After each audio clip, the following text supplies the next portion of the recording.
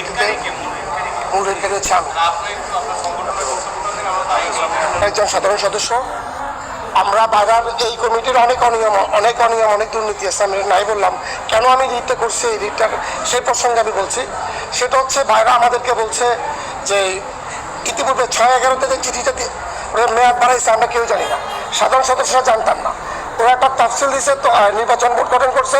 আপনারা দেখতে পারবেন, আপনারা সাংবাদিক বাজারে আমি দৃষ্টি আকর্ষণ করছি, আপনারা দেখবেন এই নির্বাচন বোর্ডে যারা চেয়ারম্যান যিনি, উনি এবারে প্রথম ভোটার হয়েছেন।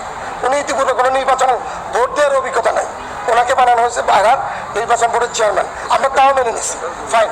বাইরা আমাদেরকে বলছে যে আমাদের 12 তারিখ হচ্ছে 11 তারিখে নমিনেশন পত্র তোলার শেষ দিন এবং 12 তারিখে জমা দেওয়ার শেষ দিন।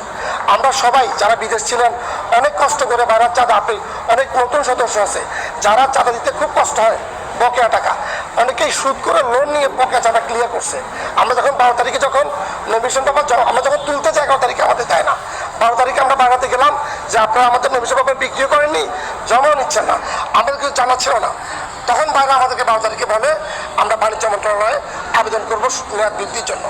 আমরা বললাম এটা টোটালি ইলিগাল, যেহেতু আমাদের গঠনতন্ত্র আছে শুধুমাত্র প্রাকৃতিক দুর্যোগ ছাড়া আপনারা মেয়াদ বাড়াতে পারবেন না। তখন আমরা জানতাম একবার বাড়াচ্ছে, পরবর্তীতে আমরা যখন জানলাম যে ইতিপূর্বে একবার বাড়াচ্ছে আবার মেয়াদ বাড়াচ্ছে, শুধুমাত্র তাদের পছন্দের নির্বাচন বোর্ডের চেয়ারম্যানরা সবাই পালিয়ে গেছে, ওরা নতুন করে প্ল্যান করার চেষ্টা করছে। তখন আমরা ওনারা বাণিজ্য মন্ত্রী আবেদন করছে, আমরা প্রায় আমাদের সংগঠনের পক্ষ থেকে আমরা প্রায় 60 জন মালিক আমরা বাণিজ্য মন্ত্রণালয় সচিব মহোদয় বরাবর আমরা অ্যাপ্লিকেশন করি যে তাদের টোটাল ডিটেলস আমরা তুলে ধরি। আমাদের কাছে আবেদনের কপি আছে, আপনারা চাইলে আমরা দিতে পারি। তখন আমরা ভাবছি বাণিজ্য মন্ত্রণালয় আমাদের ডাকবে। যখন 10 দিন 15 দিন হয়ে গেল, দেখি যে আমরা শুনতে পারি 12 তারিখে বাণিজ্য মন্ত্রণালয় বাইরাকে আরও 3 মাসের জন্য মেয়াদ বাড়াই দিছে।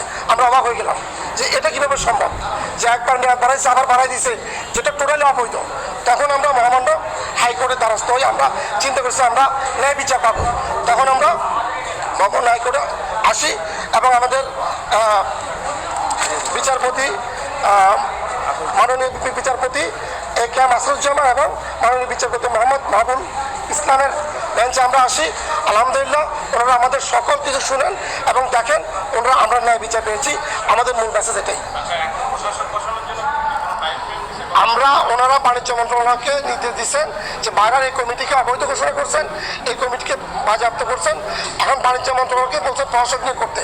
আমরা আপনাদের সাথে আজকে জানাইলাম আমরা এখান থেকে বাণিজ্য মন্ত্রণালয়ে যাবো, আমরা লিখিতভাবে দিব যে আগামীকালকের মধ্যে কিংবা অতি দ্রুত সম্ভব বাইরেতে প্রশাসক নিয়োগ করার জন্য। জি, আমার নাম হচ্ছে রবিউল ইসলাম রবিন, আমি সুইজারল্যান্ড ট্রেড ইন্টারন্যাশনালের চেয়ারম্যান। আমরা আমাদের মহাজোট বাইরা গণতন্ত্র যুবক মহাজোটের পক্ষ থেকে, আমি মহাজোটের সভাপতি, সে পক্ষ থেকে আমি আমার